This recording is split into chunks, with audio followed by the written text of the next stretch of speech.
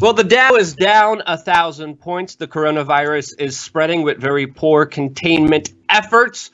While, of course, the government tells you that everything is under control as they are making major financial moves right now that myself and Tim Pichette will be talking about in this particular video, specifically going all the major moves being made by government. Now, one of the first ones that we're hearing about is actually another government bailout, specifically of the shale industry. Yes, the billionaire oil industry is potentially going to have another massive bailout. When you thought corporate socialism wasn't enough for Monsanto and all these other large conglomerates, well, we have Donald Trump's plan and proposal to bail out the industry that was making money hand over fist.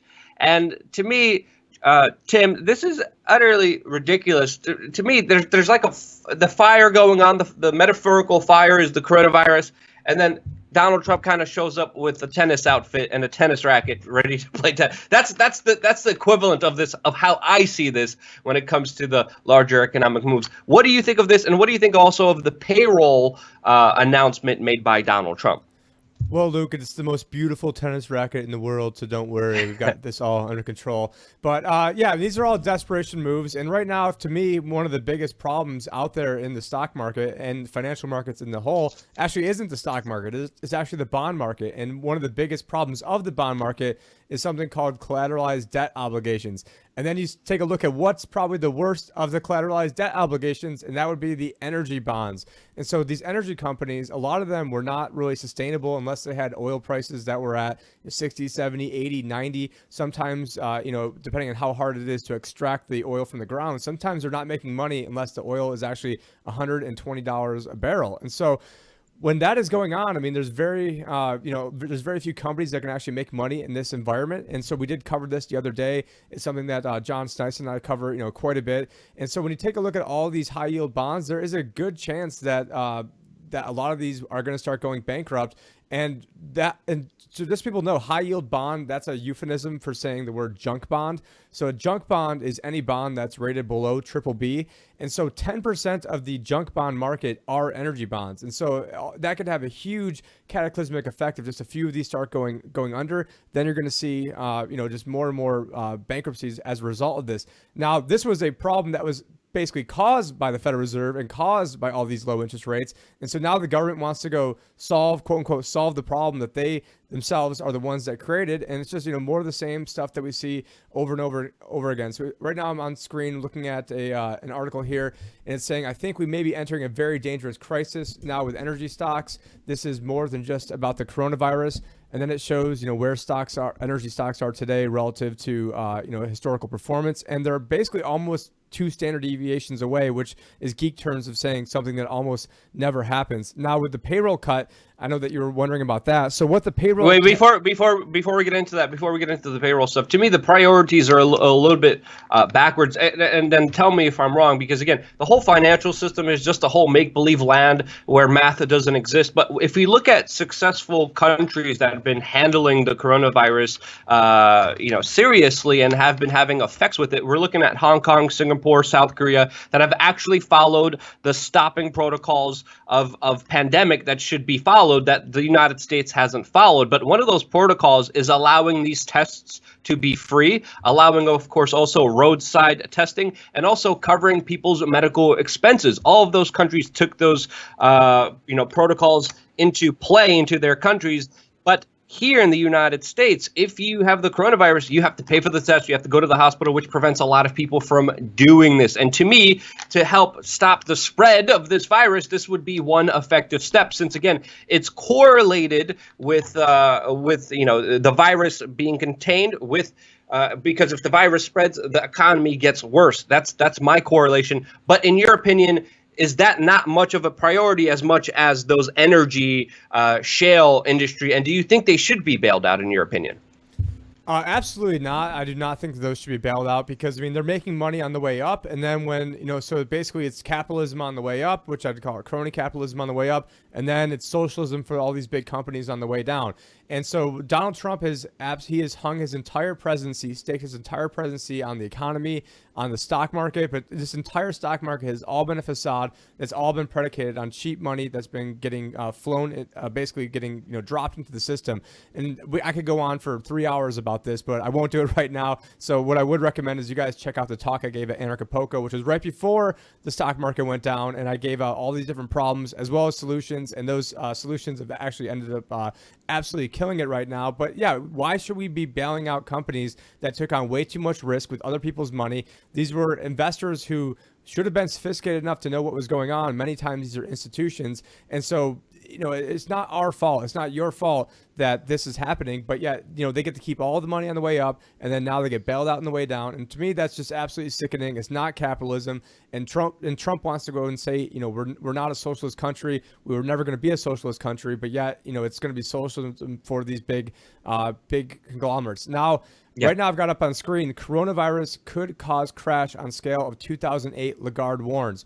And so for those of you who don't know, Christine Lagarde, she is the current European Central Bank president, the former head of the International Monetary Fund. I think she also sort of looks like an alien, but that's just a quick aside.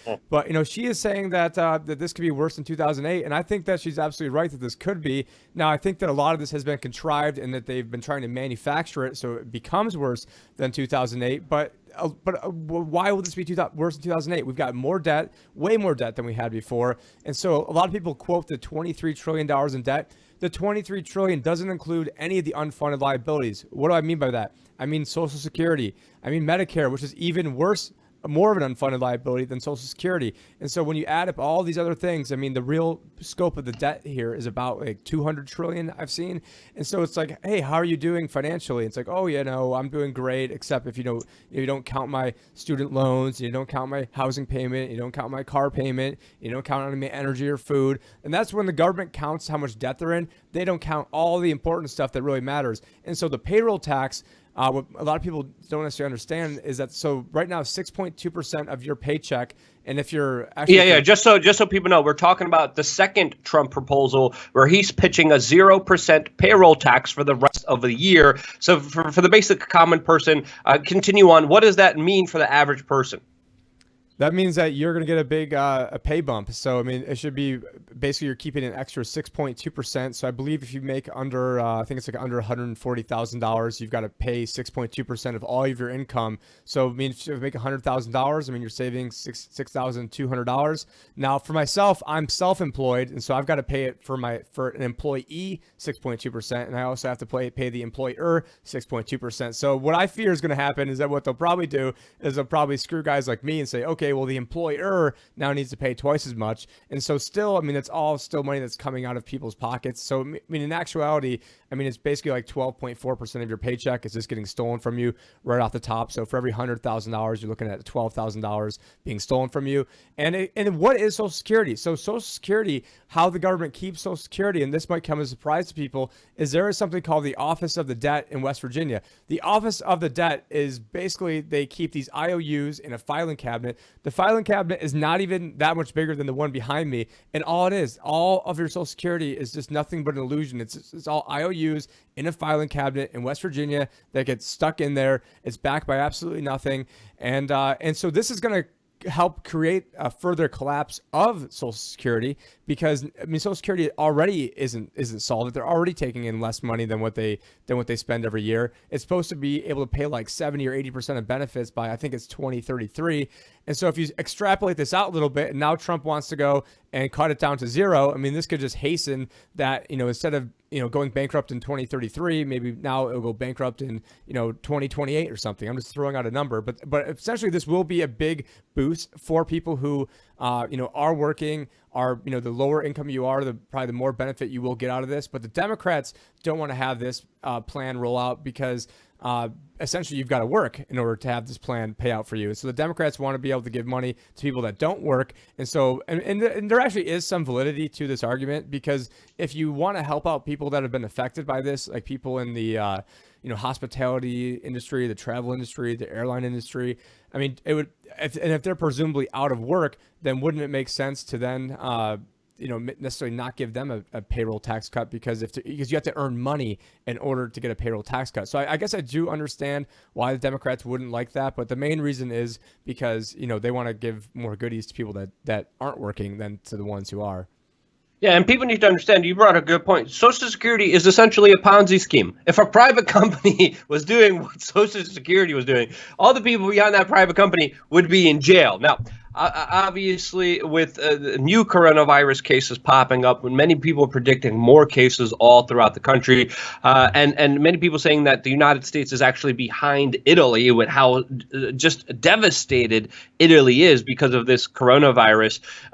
We're seeing Italy also make very big economic financial moves, with them recently suspending mortgage payments for 2 months amid this outbreak. That's another major move. I kind of wanted to get your closing statements on that, since many people are looking at that and saying, well, that actually does help the average person deal with the financial ramifications of this coronavirus, which is not ending. And of course, many people are also saying, well, with the United States going to be where Italy is soon, we're also going to be seeing more moves like this as well. What do you think of that?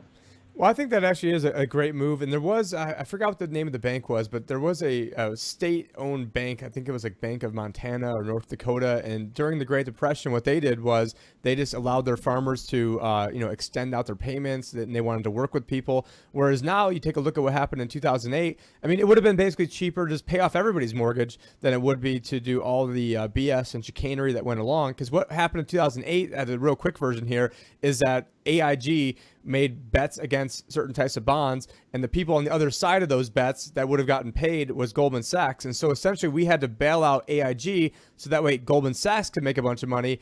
And what is going on right now with Italy, I think that's more of that is a move that will actually help the people out. And so I do think that is a good move. But in America, what we want to do is we want to give money to the big banks. We want to give money to the big oil companies. We want to give money to big pharma. So, I mean, this whole, coronavirus, like, oh, well, the big pharma, they're in such trouble right now. We've got to give them, $8.7 billion because now they don't have the resources to make vaccines because their vaccines, they've got to put all this effort now into coronavirus. And so it's just a perverted system that we're in. It's just unfortunate that a lot of people are going to get caught up in this. It's unfortunate that a lot of people, believed everything that was going great in the economy. And a lot of people now are probably going to have a hard time retiring, a hard time moving forward. I don't think this is the end of this. I mean, if you think that, the worst of this is, okay, we're back to where we were a year ago. I mean, that's not what happens in a recession. A recession is when, essentially everybody gets wiped out. It's absolute devastation. And right now, okay, great. We've had a couple bad weeks, but those bad weeks, I think, will then keep getting worse and worse and worse, as this continues. Or maybe the market ends up soaring because the Fed prints a bunch of money, and do not rule that out because there's a very good chance the Fed steps in and wants to print a bunch of money. We do have articles right now on the screen where economists, I won't say top economists, not top in my mind, but they're saying now we need to start giving cash to people. As coronavirus recession threatens, economists recommend cash for people. And they're talking about just straight out giving people cash, which, hey, I mean, I guess that was Andrew Yang's policy. But yeah, whether it's giving people cash or, having people suspend their mortgage payments, the system is desperate right now, Luke. Yeah. Andrew Yang also just endorsed Joe Biden, which we're going to be talking about in the next video, so make sure you stay tuned to that. Also, before we go, Thomas Macy, U.S. Congressman, just tweeted, quote, "At a minimum, the Fed should self-quarantine during this epidemic. Keynesianism is a virus. Hashtag quarantine the Fed." And I agree with him. I mean, the whole financial market's extremely irresponsible. A lot of the irresponsibility is finally catching up, and it could go any way from here. But there definitely seems like there's a reckoning at hand, and we're going to be covering it very closely here on this independent media organization. Stay tuned for more here on Change the News channel, I guess. See you later.